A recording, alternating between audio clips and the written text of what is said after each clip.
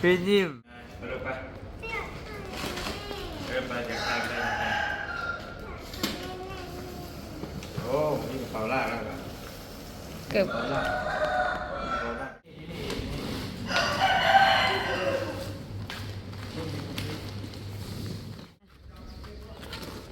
เฮ้ยอย่าดึงออกมาก มองได้ก่อน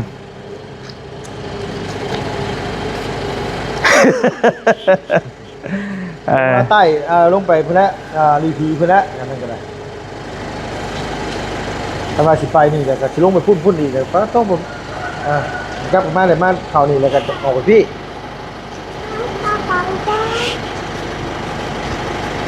ไปรีพีเลยบ่ย่าพุ่นเลยบ่โดยตัวนี้รีพีเพื่อนมันอย่างนี้เนาะต้องกินข้าวอีก1 2บ่าย2 3 4 5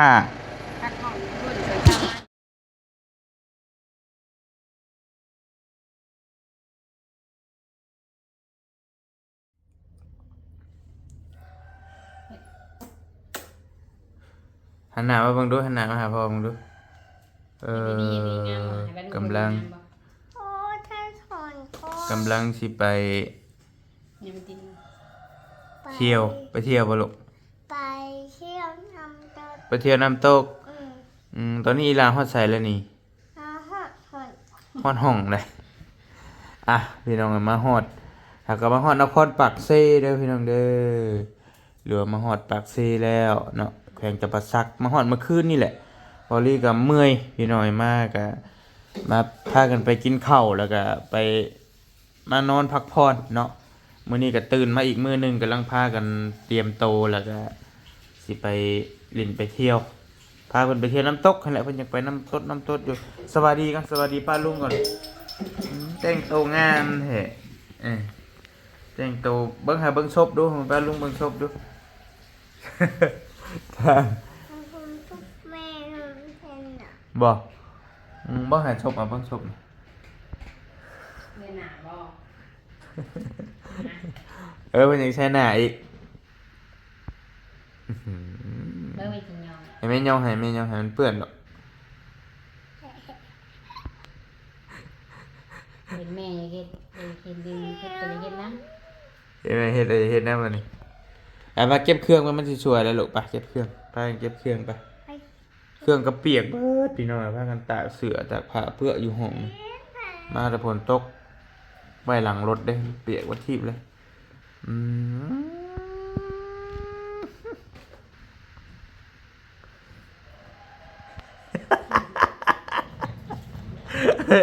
พี่ยิ้มเบงามบ่ไพ่งามนะไพ่งามยุลิงามบ่ยุลิทาแป้งเป็นสาวแล้วกูทักทายสบายดีเด้อพี่น้องนะสบายดีตอนบรรยากาศสวยๆทางเฮากำลังสิพากันเดินทางกำลังสิออกในห้องไปเที่ยวบ่ลูกคนใดยิ้มเด้อยิ้มหวานไปเที่ยวใช่ดินี่น้อยกันจักไปเที่ยวไปเช้ากำลังสิเก็บเครื่องพี่น้องกำลังสิพากันออกแต่ห้องเสื้อผ้าเปียกกระถึกนึงเนาะ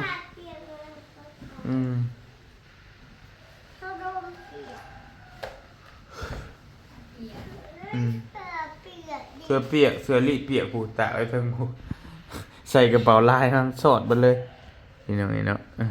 เปียกบัดทิมานอนอยู่ห้องพักพี่น้องนี่เนาะคืนละ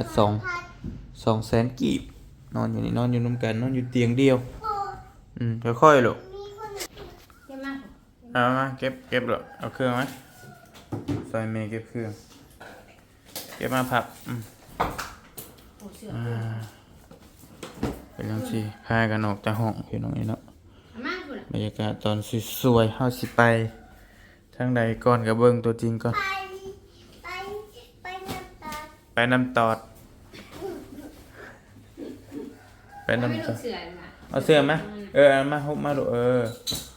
มามีภาพ นี่มาซื้อเอาอยู่ตลาดพี่กระเป๋าพี่น้องนะให้แม่พับเราเลยแม่พับมันสิบ่เรียบร้อยเอามาหลายคนเลย ไม่ดี ใบดี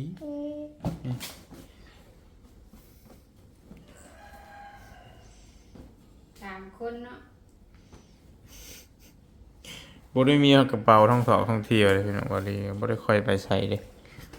ไปส่วนหลายก็ไปกลับหั่นน่ะไปฝั่งไทยส่วนใหญ่ก็ไปมุกดาหารแล้วก็กลับสินะก็บ่ได้ค่อยมีกระเป๋าบ่ได้ซื้อกระเป๋าแอบเสื้ออีกจ้อยค่อยแบบพออยู่บ่ล่ะ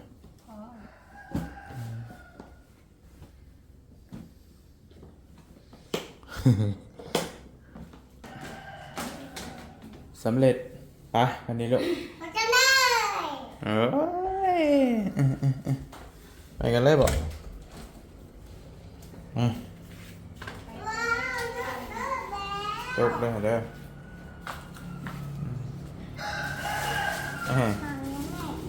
ไปพ่ออยู่พ่อเจ้าหน่อยนี่มา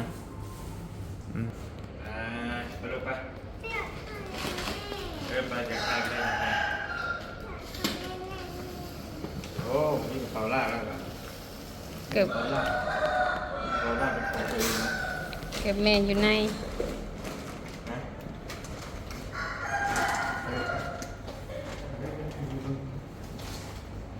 อ่ะ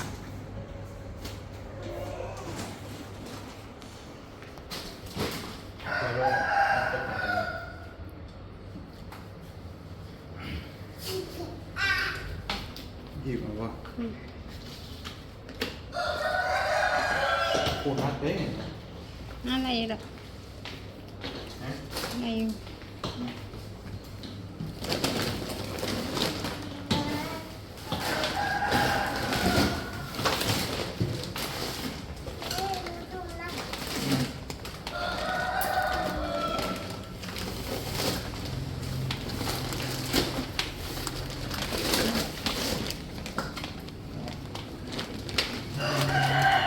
ลดลูกลงยังหานี่แล้วเดินไปเร็วไปลูกอย่าลูกมัน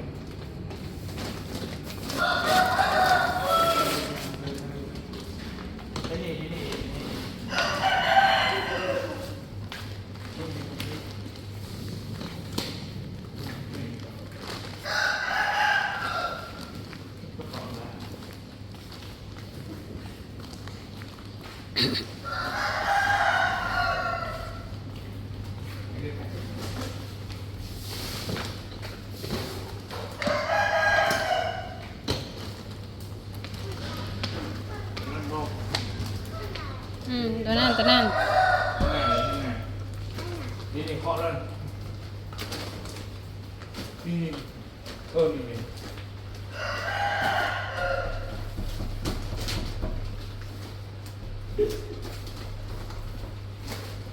ยังออกมานะมิ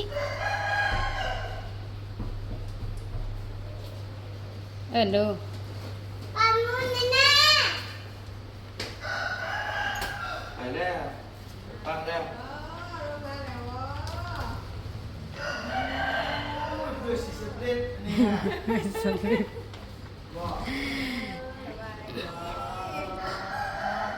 เอาสบายดีก็ดูนี่นะ เอาทายกันนะ ตายแล้วนี่นะ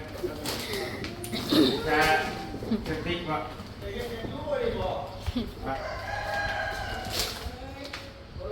อะไรเอารถเอา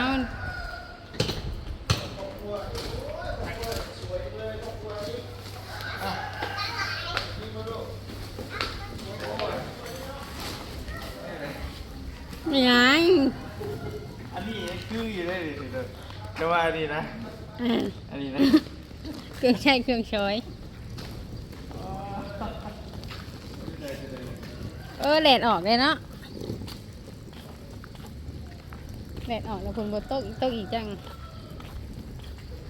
ผมวัดใดวัดหนึ่ง เอาอะไรจ้ะ เฮ้ยอย่า ดึงออกมาหมอหุงข้าวเสียแล้วจ้ะ จังวะ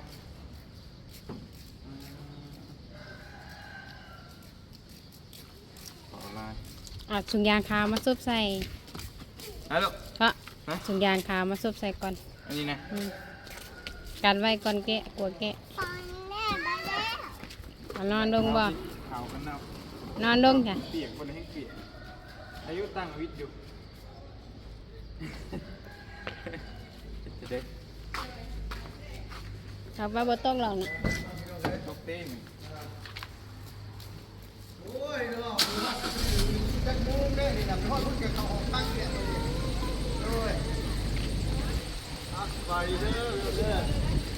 ไง ไอ้เล่นงามบ่ ใครทำลายสิ งามในชุดแด่น่ะ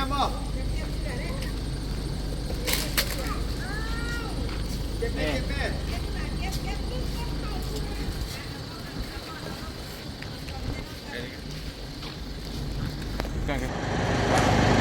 โอ้น่ะงานแต่งงานแท้ โอ้เป็นครึ่งชั่วโมงอันนี้เพื่อสิแล้ว สวยนะนี่น่ะไม่น่าเลย เออ เพิ่งกันนี่บอก ไปเต้น อ่า โอ้มาขึ้นมานี่อ่ะ ขึ้นได้บ่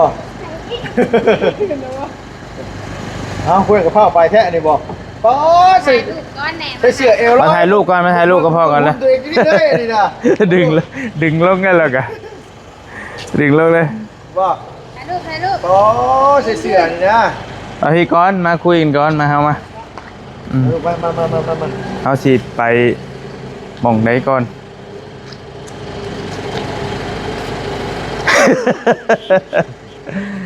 มาใต้ลงไปพุ่นละรีพีพุ่นละนั่นก็ได้ถ้าว่าสิไปนี่แล้วก็สิลงไปพุ่นอีกแล้วก็ต้องผมกลับมาเลยมาเขานี่แล้วก็ออกไปพี่ ป้าปังแจ้ ไปรีพีเลยบ่ยาวพุ่นเลยบ่ โน่ยตัวนี้รีพีพุ่นละมันแข็งนี่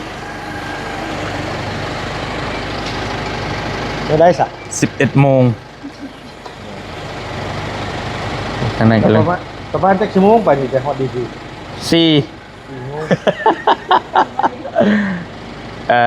เพื่อไปออกไปกินข้าวอีกนี่เนาะต้องกินข้าวอีก1 2บ่าย2 3 4 5 พักผ่อนรุ่นเสือชาวบ้านไปดิบอยู่กับลงมา ปาดจ้ะบ่ตามบอลี่คิดตะกี้ว่าสิไปเพราะว่าเพิ่นอยากไปทุกจุดเลยเด้เป็นว่าอยากไปทุกจุดของแหล่งท่องเที่ยวแถวนี้สาวเพิ่นน่ะตะกี้ว่าบอลี่ว่าอยากไปคันว่าอยากไปวัดภูก็ไปวัดภูก่อน ออกจากวัดภูเลยจังไปน้ำตกสินะพากันไปลินน้ำตกเลยก็จังพักหาพักแถวยับไปอีกแล้วตื่นมาแล้วจังไปรีพี บ่ได้ขึ้นน้ำตกขุนได้ขึ้นทั้งหมดซ่องเลนนาวพูนั่นผม แล้ววันนี้รีพีทั้งไหนบัดนี้ รีพีลงทั้งพี่จังหวัดภูพี่ ลงทั้งพี่บ่ โน่นเออคือเจ้าลงสวรรค์แล้ววัดสิกลับขึ้นไปเซโปนจับเซโปนจักน้องวันไปอะไรอีกมันก็คือเก่าถ้าว่าไปคันไปวัดภูเลยคันไปวัดภูเลยต้องลงไปพุ่นเลย เดี๋ยวก็ขึ้นกันเลยจะขึ้นรู้เลย ลงไปไปวัดภูก่อนมื้อนี้นะคันว่าฉันจะไปวัดภูแล้วก็ออกจากวัดภูแล้วก็จะลงไปอัตตปือพุ่นลงอัตตปือนอนข้างคืนอยู่พุ่นเช้าเล่นอยู่พุ่นแล้วก็ตอนแรกจะบนมาพี่ กลับมาน้ำตกอีกดิ โดยแล้วกลับมาพี่แล้วจังมาพี่แล้วจังเขาออกจากพี่แล้วเขาจะเมื่อเลยคิดว่านะ ทั้งพุ่นบ่รีพีไปทั้งพุ่นบ่ คือว่า กันจำบ่ผิดนี่ดีพีเอ็นโมเมนต์วัดภูเป็นอยู่นี่เนาะ เอาวัดแม่มาวัดภูในยุนี้แต่ว่าน้ำตกเลยกลับขึ้นไปพี่แม่นบ่ ตรงมันกลับขึ้นไปภู กลับขึ้นไปพุ่นทางเขาเจ้าเฮ็ดใหม่พุ่น แน่น แล้วก็ แต่ว่าอัตตปือมันลงไปทางนี้ แต่ว่าสารวัตรนั่นตามไปก็บ่อเตียงตอนนั้นหั่นไปฮอดบ้านน้องเมฆแล้วแยกกลับไปพุ่นอีกเลยน้ำตกไปพุ่นอีกเนี่ยนะ แม่น แล้วลงไปพุ่น พกมาพุ่น อันนั้นแหละเขาจะมาไปวัดภูก่อนแล้วก็ไปไว้น้ำตกก็ไปหาพักแถวปากซองก็ได้ไปเลยไงนะพักอยู่หั่นแล้วมันใกล้เนี่ยก็จังบืนจังยับไปรีพีนะ บ่ได้มันนั่นมันอยู่สารวัตรทางนั้นน่ะดีพีมันอยู่ทางใต้ ทั้งพี่บ่ แม่นขึ้นไปพุ่นก็มีแต่เวียดนะมีแต่อย่างนั้นแข่งที่เจ้าไปอย่างนั้นแข่งยังแข่ อันคุยกันจุดคุยจุดไปพี่น้องเอ้ยเนาะ มันโมเมนต์ คุยจุด อัน กั นั้น น ไป น่ะอันนั้นขึ้นไปทั้งพี่น่ะมันขึ้นไปทั้งนี่น่ะมันมีแต่ไปฮอดบ้านน้องเมฆเนาะบ้านน้องเมฆมันยิ่งกันยิ่งยาวขึ้นไปแพงอีหยังที่เจ้าไปน่ะแพงอีหยังที่ว่า เซกอง เซกองเมย์ แมน เออ จะบอกแค่พื้นอันแผนที่เห็นก็ได้ครับ แผนที่ ว่าขึ้นไปเส้นนั่นน่ะมันจะไปชุดเบียดไปได้ตรงนั้นน่ะ โอเคตะเบิ่งเด้อเดี๋ยวแผนที่ทางไหนจะวลีพีทางไหนดีพีเอา เพราะว่าทั้งพี่ ทางพี่แม่นบ่ แม่น ลงทางพี่ ลงทางพี่มันไปทางพี่ทางพี่เหมือนกันเด้อโอเค มันบ่ขึ้นไปทางปกมันบ่ขึ้นไปทางนั้นทางตกตัดเงียงตัดพานน่ะบ่แม่นทางนั้นน่ะ ลีพีโอเค เปิดตลอดปิด6 โมงลีพีนะ4 ชั่วโมง 6 นาที 159 ลัก คือตอนนี้เนี่ยคือจุดเฮายืนอยู่นี่เฮาอยู่ปักเซ่เนาะ โอเค โอเค อ่า เดี๋ยวเขาออกไป มันแชร์เขาเรียวพุ่นนี่เรียวพี่ เดี๋ยวลองไปเบิ่งโอเค โอเค ต้องเบิ่งแผนที่ โอเค ยืนนี่ โอเค อ่า เฮาออกประเภทนี้มัน มันใช่เรียวพี่ใช่เรียวพี่ มาข้ามมาพี่นี่ แม่มันจะข้าม ข้ามคลอง ข้ามคลองไป โดยที่ข้ามคลองมันก็ยิงยาวลงใต้พี่ฮะอันเส้นที่เจ้าว่าน่ะขึ้นไปทางอันน้ำตกตาดเนียงแต่พานมันขึ้นไปทางเส้นนี้ มันข้ามคลองไปมันสิยิงยาวลงทางนี้นี่สร้างวงเวียนป่าโลมาที่เฮาแวะเซเว่นเมื่อคืนนี่เด้มันยิงยาวลงใต้พุ่นเด้ ปรับศูนย์กลาง ถึงแล้วเลี้ยวมุ่งทาง 16จะเป็นทางอันนี้เนาะจะเป็นทางอันน่ะทางที่เฮาอันเขาเจ้าแก็ปปี้ตอนนั้นเนาะ แม่น แม่นเลยมันมีด่านเก็บเงินอยู่ได้เห็นเมื่อคืนอยู่เลยมันสิบ่แม่นตาบอดจุงตาบอดบ่พี่น้อง ว่านี่เส้นนี้ โอเคเส้นนี้เนาะยาวเลยเนาะ แม่น แต่ว่า400ปลายน่ะพี่น้องเล่นแต่เฮาเล่นรถไปกินข้าวก่อนได้ๆก็ได้ กำลังเคลียร์จุดลง คันสิไปวัดผู้นี่เฮาต้องลงไปเส้นนี้นี่ ไปลงเส้นนี้ ลงไปเส้นนี้นี่ก็เข้าวัดผู้หันเข้าวัด ได้ วัดผู้เดี๋ยวเจ้าจังแต่เฮาจังวนมาพี่แหละออกวัดผู้แล้วลงไปข้างอัตปือหันประมาณนั้นน่ะดูดีพี่หันอยู่บ้านพักอยู่หันแล้วก็ตื่นเช้ามาแล้วก็เล่นอยู่หัน เป็นสัตว์แล้วก็พากันรอมาเลย แล้ว เนาะ ก็พากันเลาะมาแล้วก็คันหานี่เฮาก็ยิงขึ้นไปทางพุทธทางอันน้ำตกตัดนี่แต่พานพุทธ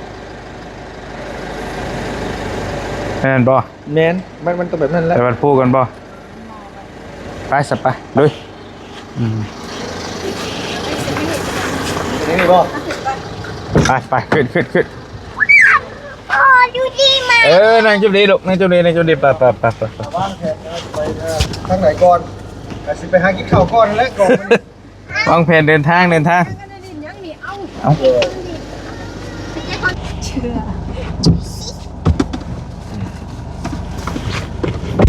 อยู่ดีเอ้าคือไปอยู่ข้างหลังนะลูกติดเร็ว ยังเน็ตอยู่สิ แน่นนะจ๊ะ ไปทางใต้ จากนั้นเลี้ยวซ้าย จะใส่บ่สิริ เดือดไส้ได้คันมาไปมันประตู มันดิดแล้วมันเปื้อน มันไปวัดผู้น่ะเลี้ยวขวา เลี้ยวซ้าย พื้นที่มันหนุ่มนี่ลูกละมัน 50 เมตรเลี้ยวซ้าย แต่เฮาสิไปพี่ก่อนเนาะ ไปกินข้าว วันนี้ได้ เรือยิ่งยาวเลยบ่ มีอัปตีบ่พูดก่อนก็ได้คันว่าได้มาถึงกับมาพี่ก็ได้บอกมาพี่แล้วเฮาจะเข้านี่ก็ขอไปพูด นมบัดเดาเอานมบัดเดย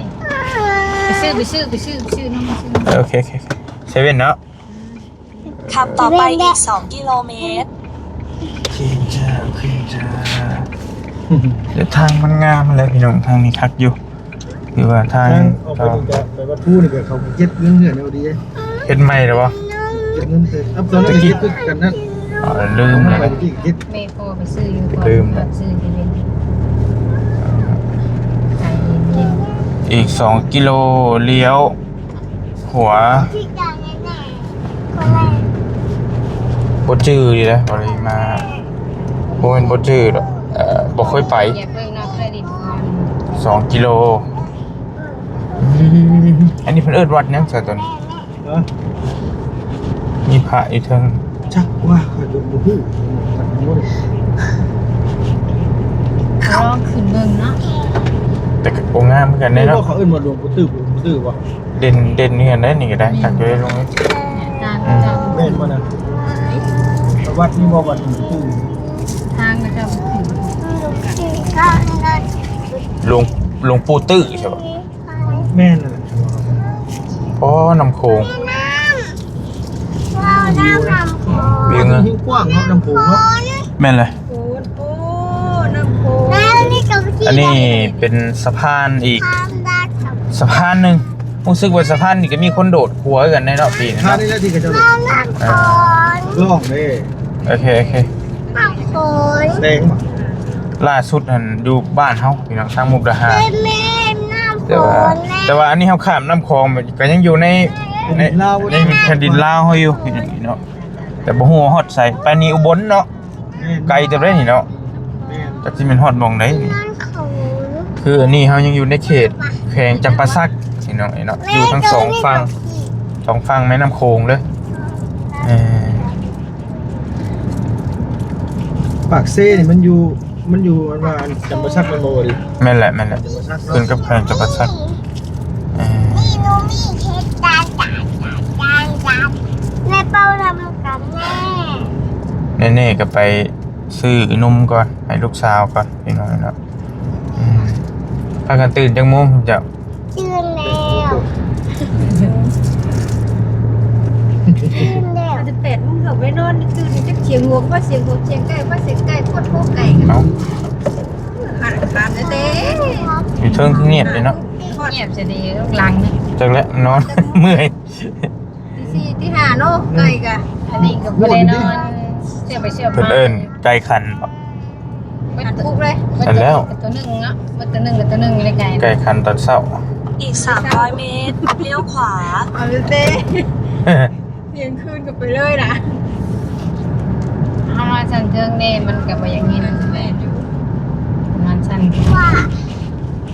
นี่ก็เจ้าหัวกะเซลเซล ต้องข้างเด้